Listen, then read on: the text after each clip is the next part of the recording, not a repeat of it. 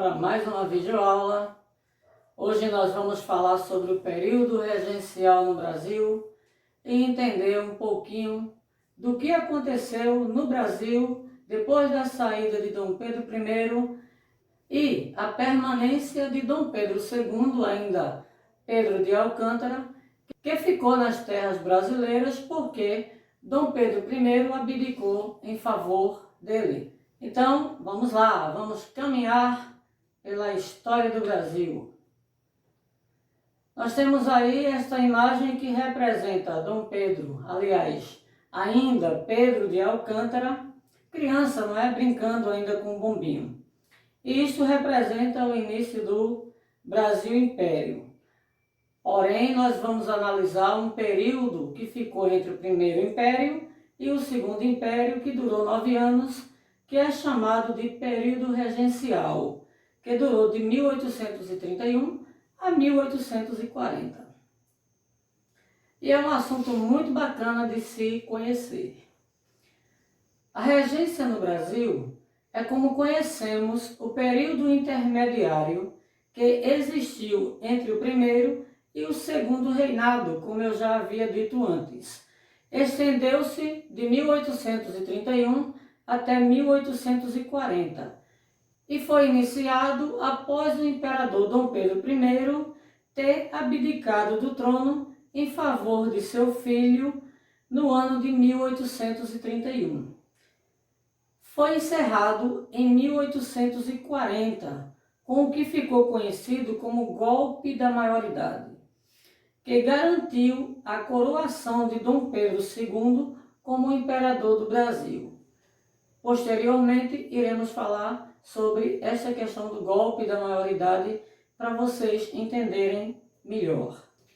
Aqui nós temos o símbolo através da bandeira do Brasil regencial. Esta era a bandeira da regência, já muito parecida com a nossa bandeira de hoje, não é? Com as cores verde e amarela, mas que também, como representava o Império, tinha características da coroa portuguesa, como o brasão no meio em forma de cruz, representando o catolicismo, e a coroa na parte superior, demonstrando a ligação existente entre a colônia Brasil e Portugal.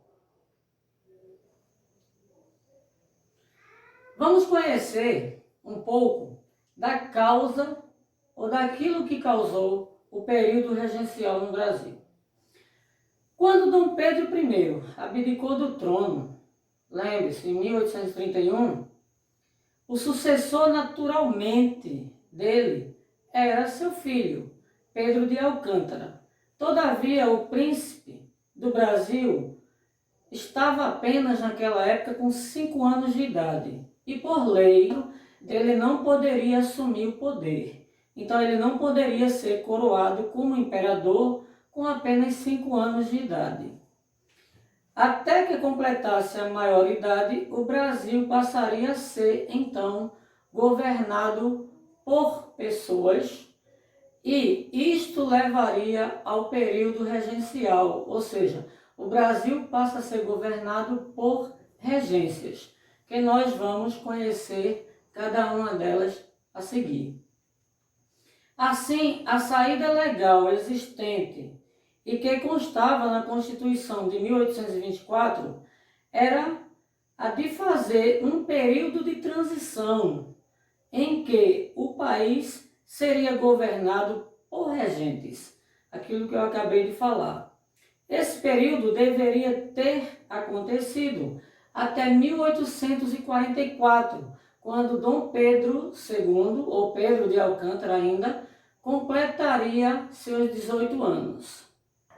Mas seu fim foi antecipado para 1840 por meio de um golpe parlamentar.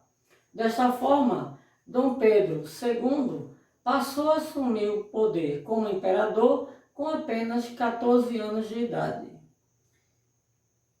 A seguir nós temos uma representação de Dom Pedro pequeno no trono, sem poder assumir, e os regentes em torno dele.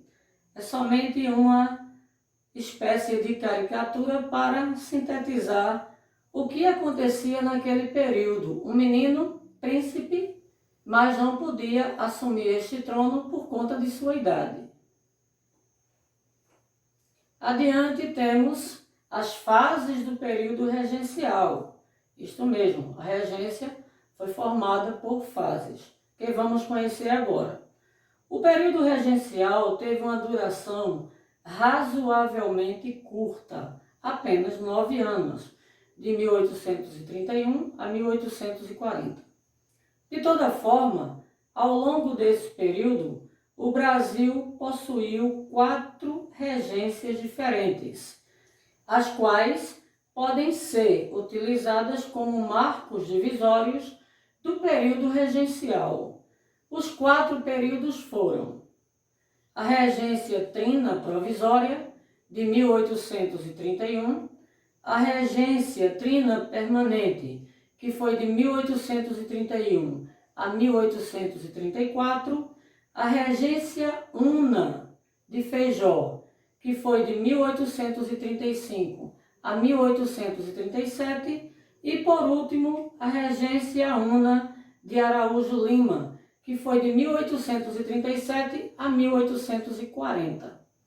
Na verdade, tivemos 3 tipos de regências, se formos analisar pela nomenclatura: a regência provisória, a regência permanente e a regência una. Porém, a regência una teve 2 classificações, por isso que chamamos de 4 classificações regenciais.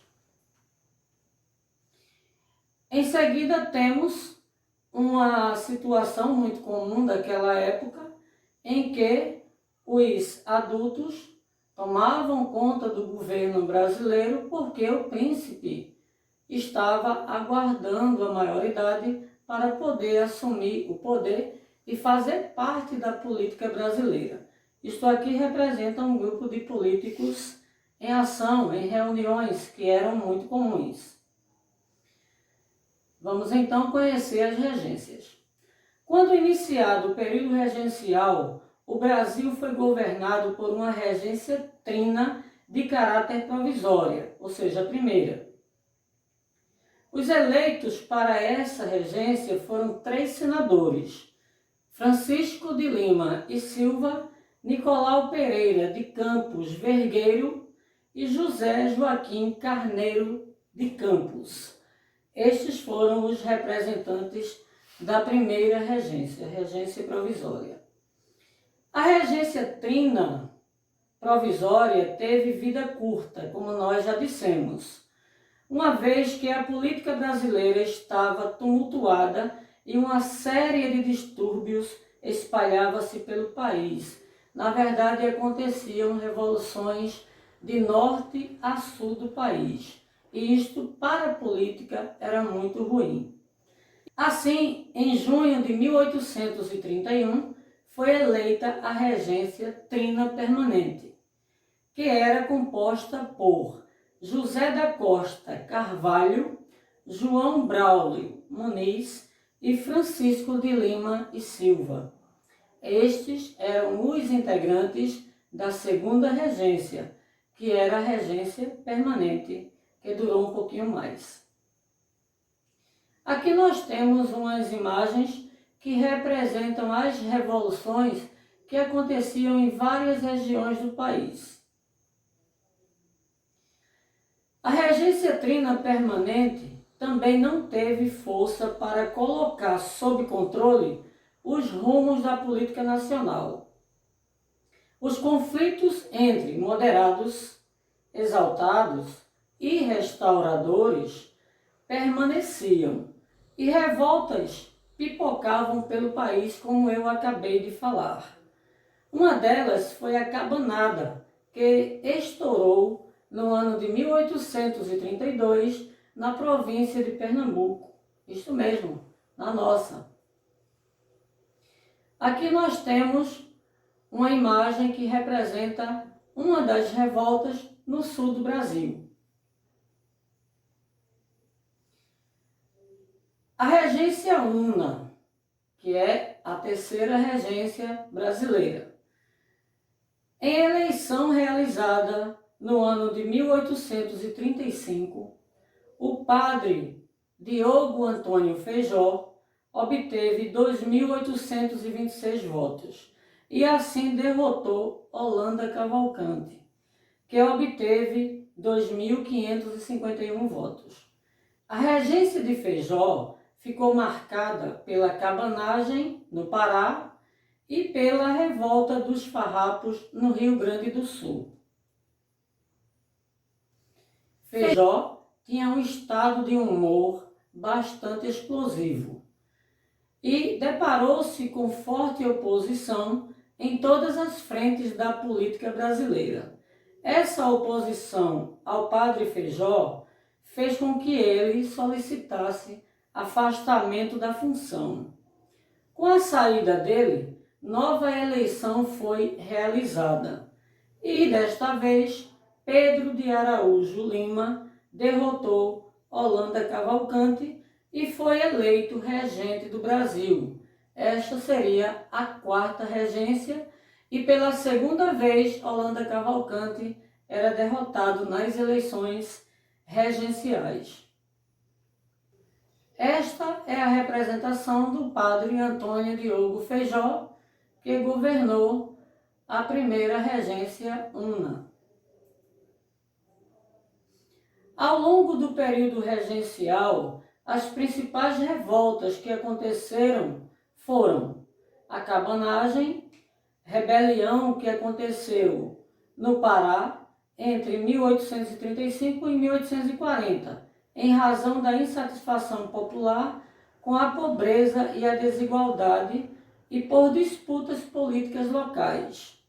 A Balaiada, rebelião que aconteceu no Maranhão entre 1838 e 1841 e foi o resultado das disputas políticas locais. A Sabinada, que foi uma rebelião de caráter separatista, porque separavam as pessoas e os grupos, que desejava implantar uma república na Bahia. Aconteceu entre 1837 e 1840. A Revolta dos Malés foi uma rebelião dos escravos que aconteceu em Salvador em 1835. E a Revolta dos Farrapos, que foi uma revolta motivada pela insatisfação da elite local com o governo por questões políticas e econômicas. Estendeu-se de 1835 a 1845. Em seguida, vamos partir para o fim do período regencial. O período regencial foi o resultado da disputa política entre liberais e conservadores. Os liberais eram grupos políticos, como nós poderíamos chamar hoje, partidos políticos, liberais e conservadores. Os liberais, insatisfeitos com a regência de Araújo Lima, que era um conservador, reagiram defendendo a antecipação da maioridade do príncipe do Brasil, Pedro de Alcântara. Os liberais conseguiram conquistar o apoio da maioria dos deputados e dos senadores e realizar o golpe da maioridade no ano de 1840. Foi assim que o menino de 14 anos passou a ser o segundo imperador do Brasil. E a isto nós chamamos de golpe da maioridade. Este é o menino Dom Pedro II, já com o título de nobreza, por conta de ter tido sua maioridade antecipada de 18 para 14 anos. Daí ele já vestia a farda, que era símbolo do Império do Brasil. Com esse golpe, o da maioridade, Pedro de Alcântara teve a sua idade antecipada e tornou-se imperador do Brasil com apenas 14 anos. Esse ato iniciou o segundo reinado e deixou os liberais satisfeitos, porque foi retirado o poder das mãos dos conservadores, enquanto que os liberais também esperavam que a coroação do imperador colocasse fim à série de crises provinciais e revoltas que aconteciam no país naquele momento. Enfim, chegamos à nossa atividade de hoje, onde vocês têm essas 3 questões. Diante do que foi apresentado, explique a razão que levou ao período regencial. Durante a regência no Brasil, vários movimentos populares ocorreram. Quais foram eles? Cite os tipos de regências no Brasil e seus participantes. Tudo isso nós acabamos de ver nesta videoaula. Então, chegamos a mais um fim de mais um encontro e espero todos vocês na próxima. Grande abraço!